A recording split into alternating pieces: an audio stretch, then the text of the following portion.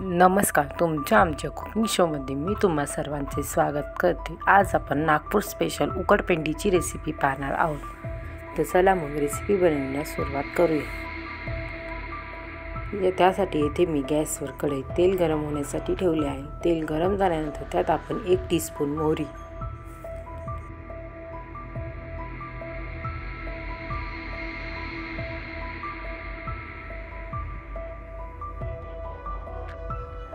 मोहरी छान प्रकारे तडतडायला लागल्यानंतर त्यात आपण 1 टीस्पून जिरे, बारीक चिरून घेतलेली हिरवी मिरची,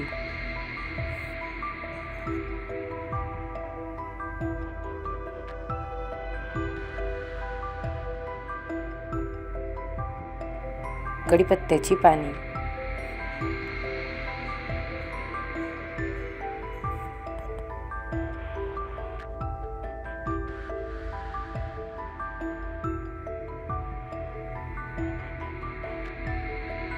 आता आपण यामध्ये एक मध्यम आकाराचा बारीक चिरून घेतलेला कांदा, एक मध्यम आकाराचा बारीक चिरून घेतलेला टोमॅटो,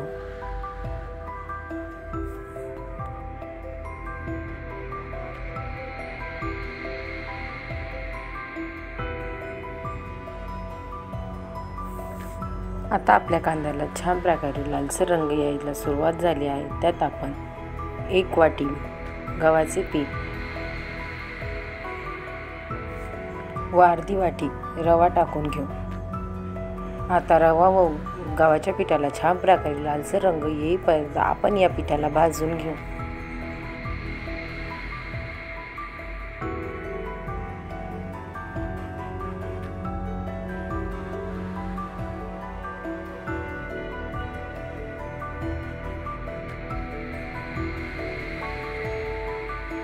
जर आपले रवा आणि गव्हाचे पीठ छान प्रकारे लालसर भाजले गेले नाही तर आपली उकडपेंडी चिकट लागते. त्यामुळे या पिठाला 10 ते 15 मिनिटांपर्यंत मीडियम फ्लेमवर छान प्रकारे भाजून घ्यायचे, जेणेकरून आपली उकडपेंडी चिकट लागणार नाही.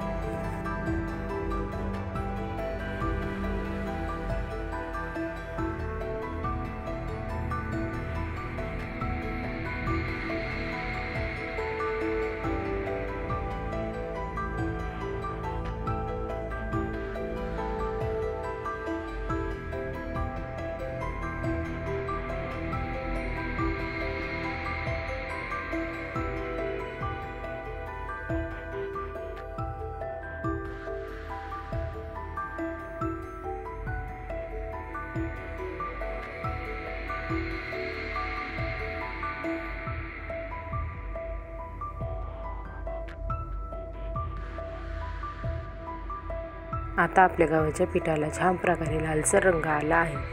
आता आपण यात मसाले टाकून घेऊ. 1 टीस्पून हळद,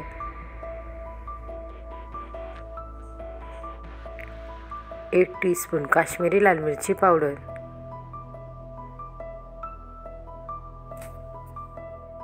आता आपण हे सर्व चांगल्या प्रकारे मिक्स करून घेऊ.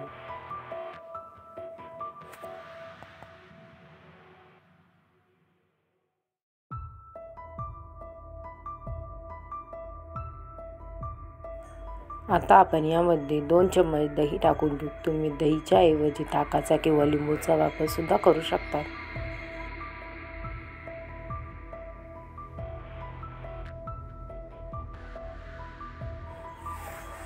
आता आपण हे सर्व चांगल्या प्रकारे मिक्स करून घेऊ.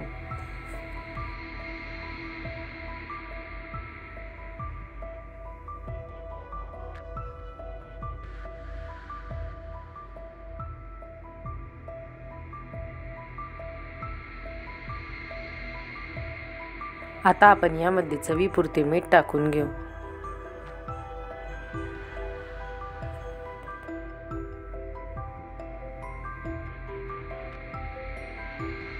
आपण यामध्ये पाण्याचा वापर करणार आहोत. यात एकदम जास्त पाणी टाकायचे नाही.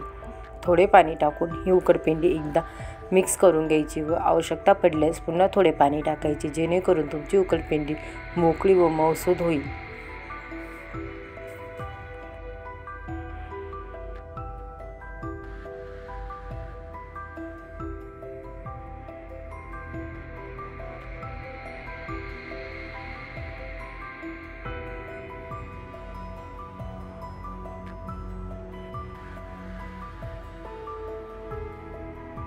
आता हे सर्व चांगल्या प्रकारे मिक्स झाले आहे. त्यात आपण अर्धा टीस्पून साखर टाकून घेऊ.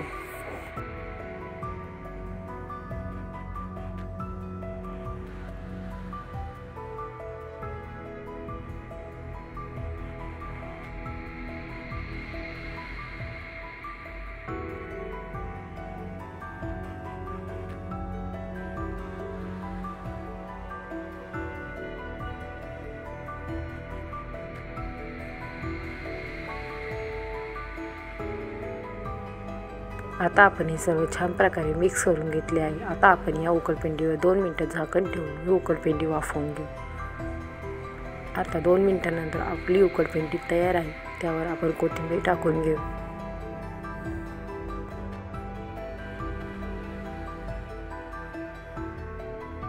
जर नागपूर स्पेशल उकडपेंडीची रेसिपी तुम्हाला आवडली असेल तर लाईक शेअर नक्की करा व चॅनलला सबस्क्राईब करा. पुन्हा भेटूया आपण अशाच एका नवीन रेसिपीसोबत. तोपर्यंत सर्वांनी काळजी घ्या. बाय.